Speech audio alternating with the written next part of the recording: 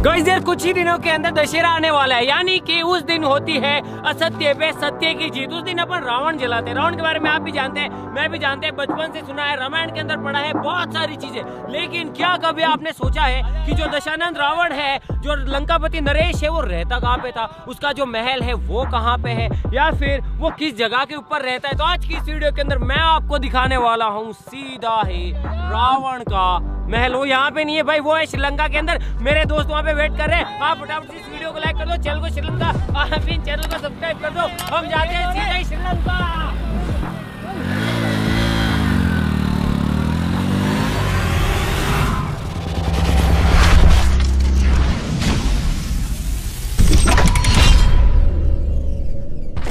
Guys यार जहाँ पे हम रहते हैं वहां से जो रावण का महल है उसकी दूरी है लगभग 2800 किलोमीटर। लेकिन जिस जगह पे अभी हमें यहाँ से बस कुछ ही कदमों का दूर है जो रावण का महल है वो जगह, और ये जो रास्ता है ये सीधे जाता है रावण के महल को।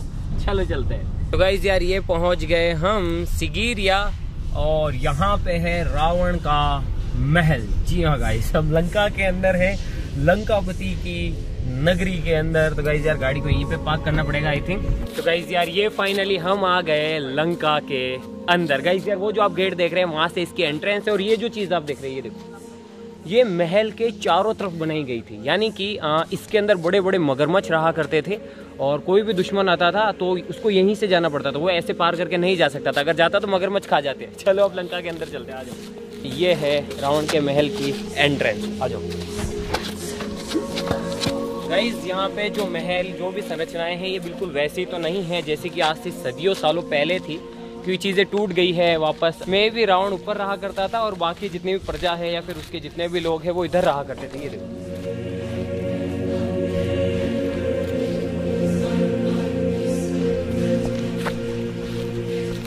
भाई यार यहाँ पे आके ऐसा लग रहा है जैसे बहुत सदियों पहले आ गए। बड़ा एकदम रोमांचित और एक अलग सा फील आ रहा है। ये देखो अब यहाँ पे किसी टाइम पे मतलब कि जितनी भी प्रजा थी, जितने भी लोग रहा करते थे, उन सब के घर मकान वो सब हुआ करते थे। ये देखो बहुत पुराना है ये, और ईंटों से बनी हुई। ये देखो, और यहाँ पे ऐसा, और यहाँ पे सिर्फ एक ऐसा ये नहीं है, बल्कि वो जो महल है ना उधर दिख रहे हो, उसके चारों तरफ बस ऐसी ही संरचनाएं बनी हुई। ऐसे मतलब पूरा अच्छी तरीके से डिजाइन की हुई, और अच्छी तरीके से मतलब वो क्या है ना, सोसाइटी मतलब जो भी है समझदार, मतलब जो लोग रहते थे उनका। गाइज मे बी ये है या तो वाटर कलेक्शन के लिए कोई पॉन्ड या फिर कोई ऐसी चीज़ बनाई गई थी वो है, और या फिर ये स्विमिंग पूल हो सकता है। Just kidding.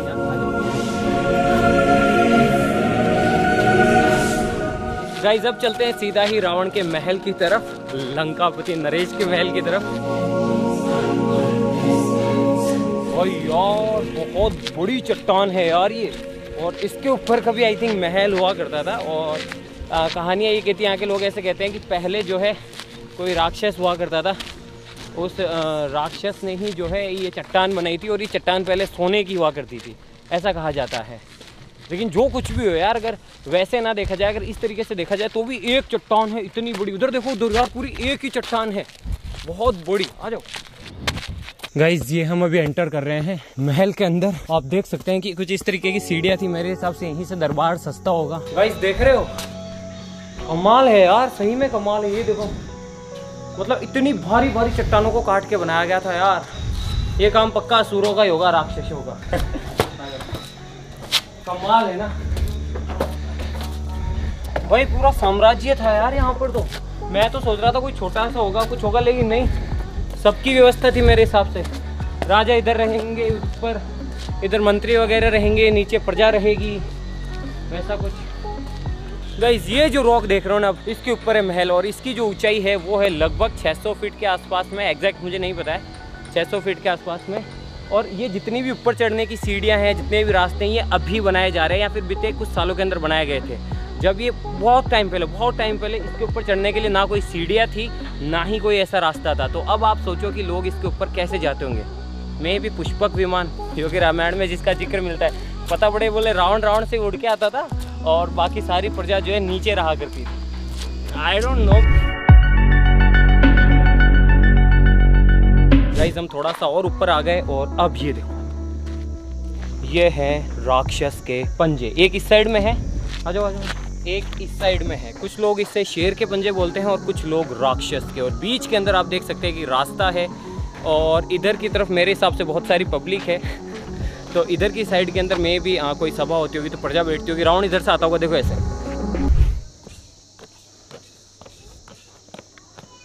सावधान कदरदान महाराजा रावण पधार रहे हैं, प्रजा सावधान। तो मैं भी यार इधर से एंट्री होती होगी और रावण जो है वो ऊपर रहता होगा, इधर से आता होगा। लेकिन सीढ़ियाँ नहीं थी उस टाइम पे। सबसे बड़ी बात ये, सीढ़ियाँ ये सारी अभी बनी हैं। उस टाइम पे सीढ़ियाँ नहीं थी तो लोग कैसे जाते होंगे? पुष्पक विमान और भी कुछ हो सकता है। चलो गाइस अब ऊपर चलते हैं। बाकी आप देख सकते हैं कि इसे जो है कुछ लोग इसे लायन स्टेयरकेस भी बोलते हैं। भाई ये इतना ऊपर है कि मेरे को ऊपर से नीचे देखने में डर लग रहा है, क्योंकि मुझे आपको पता है ऊंचाई से डर लगता है बस। ये देखो इतना ऊपर है यार। तेरे को डर लग रहा है क्या? डर तो नहीं, थकान हो रही है। थकान हो रही, डर तो नहीं लग रहा। चल भाई आजा। सोच पुराने टाइम के लोग ऊपर कैसे जाते होंगे? पुष्पक विमान से। गाइस ये फाइनली हम आ गए महल, या फिर जहाँ पे महल हुआ करता था उस जगह पे। देखकर ऐसा लगता है कि यहाँ पे मिलियंस के अंदर ईंटें, करोड़ों ईंटें ऊपर है। या तो इन ईंटों को यहीं पे बनाया गया होगा, लेकिन यह बनाया कैसे होगा? या फिर ऊपर लाया होगा, लेकिन ऊपर कैसे लाएंगे? अगर यहीं पे बनाया है तो ऊपर वो जो मजदूर रहते थे वो क्या खाते होंगे, कैसे खाने का व्यवस्था करते होंगे? और ये तो मेरे हिसाब से इनकम्प्लीट है, या तो टूट गया है या फिर ऐसा ही था। जैसा भी हो, मैं रामायण से रिलेटेड ज्यादा बातें तो नहीं करूंगा, क्योंकि यार किसी भी चीज के प्रूफ नहीं है, किसी भी चीज को मैं साबित नहीं कर सकता। इसीलिए मैं नहीं चाहता कि कोई चीज़ गलत मैं बोल दूं। बाकी जो अपने पुराने ग्रंथ है गाइस, उसके अंदर जितनी दूरी लिखी गई है ना 100 योजन, एग्जैक्टली वैसे नापा जाए तो जो रामेश्वरम है वहाँ से यहाँ तक की दूरी भी लगभग मिलती जुलती ही है। ऐसा भी हो सकता है यार, मान लो कि काफ़ी टाइम पहले ये सब राजपाट रहा हो, उसके बाद में ख़त्म हो गया हो। और साथ ही साथ एक और बात कही जाती है कि ये जो चीज़, ये जो जगह, इसकी खोज भी है ना, काफ़ी लोगों को सदियों तक काफ़ी लोगों को इसके बारे में नहीं पता था कि ऊपर ऐसा कोई महल है या फिर ऐसा कुछ है, क्योंकि सीढ़ियाँ नहीं थी ऊपर आने के लिए। फिर शायद किसी अंग्रेज ने या फिर कोई ऐसे बाहर के आदमी ने बताया कि यहाँ पे ऊपर ऐसी संरचना है, उसके बाद में इसकी खोज की गई और ऊपर जो है ये सीढ़ियाँ वगैरह बनाई गई। तो मे भी हो सकता है कि उसके बाद में खोज हुई, इसलिए इसका नाम लोयन केव रखा है, या फिर लायंस प्ले, मतलब उससे रिलेट किया गया हो। मेरे हिसाब से यहाँ के लोग रामायण से इतने ज़्यादा उस तरीके से नहीं रहा होगा कि वो इसका नाम जो है रामायण से लिंक करे, या फिर रावण की गुफा बोले, या फिर रावण की केव बोले। बाकी मैं तो कह सकता हूँ यार कि क्योंकि पूरी श्रीलंका के अंदर इससे खतरनाक जगह नहीं है, तो यही रहा होगा। ऊपर का जो महल है वो तो आई थिंक वो सोने की लंका थी, तो वो तो आई थिंक जल गई थी या फिर उसे नष्ट कर दिया गया था अपने द्वारा। आ जाओ। आई थिंक ये जो स्ट्रक्चर है इसके ऊपर सोने की लंका रही होगी। अब सोने की नहीं बची है, सिर्फ नीचे की नींवें और नीचे के स्ट्रक्चर बचा है। गाइस मैं भी यहाँ पे रावण रहता था। इधर कई विभीषण, कुंभकर्ण और उनके जो और भी भाई थे वो रहते होंगे, क्योंकि ये सबसे बड़ा कमरा है।